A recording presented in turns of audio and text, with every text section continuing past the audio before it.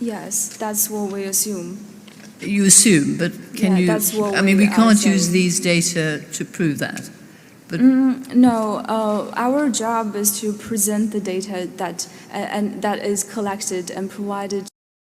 I am the first author of the UTGD's annual report, which is submitted to the Uyghur Tribunal. I have contributed to several chapters of this report, and I hereby declare that all information provided is true and correct. right. And one of the problems which the chairman pointed out is this is very much a secondary database, isn't it? How do we know that the witness or the people you talked to were telling the truth? You said you check, but how do you check? We talk to them. We ask them about like the source of the information they are providing. Say if they say that the families are detained in a concentration camp, we do ask where they got this information. Is it through phone calls, or is there a document that is proven it? So that's how it works. Yeah, and you've got some pictures also in there. Are these pictures, I think you do say they're from Google. Yes. But how do we know they're true? Yes, as I said, I wasn't too much involved in the satellite analysis part. We have a satellite expert who is doing this job, and he usually refers to Google Earth and applications such as Here We Go, and analyze those based on that.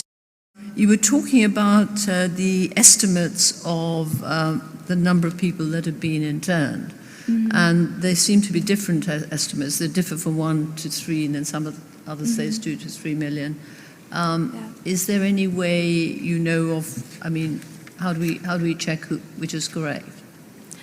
We refer to different references, and the data that we have, it's just based on what we have.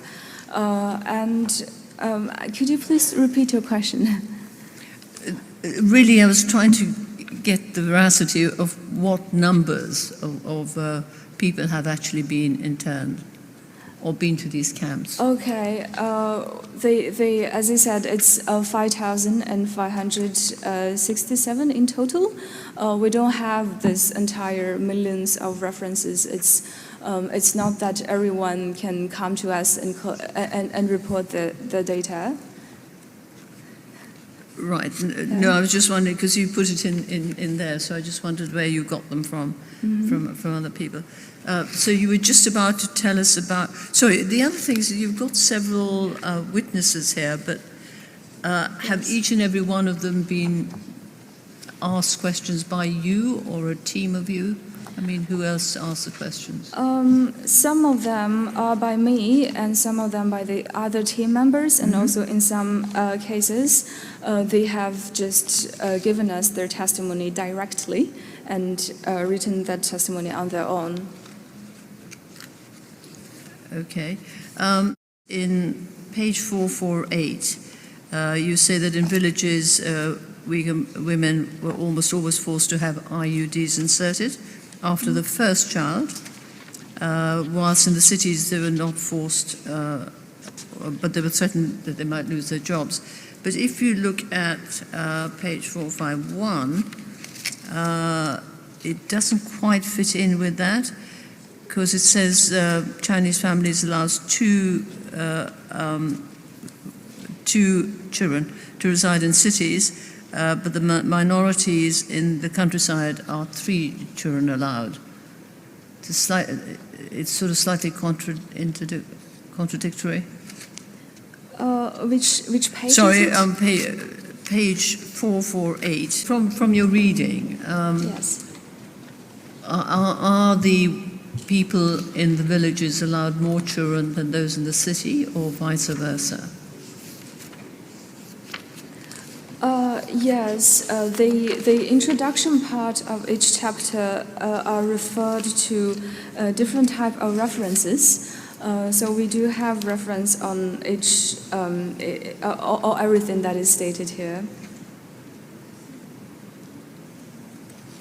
Okay. Sorry, I'm rather pushing you. Do you want to carry on, and I'll maybe interrupt as you go? Yeah. Do carry on. Just before you do, I think it's probably fair to say that the tribunal itself asked you to prepare such material as you could from the database that you had, although it was a partial database, and you will be able to respond to any detailed questions in September. I hope that helps. And also about the pathologization of the Uyghur religiosity, and also Uyghur forced labor and forced sterilization and abortion. 257 prisons, and we have registered 5,567 missing people in our database. Some of them are just missing, some of them are detained in concentration camps, and some of them are sentenced into prison without any judicial reason. Starting from 1st of September 2017, East Turkestan has experienced a new language system policy.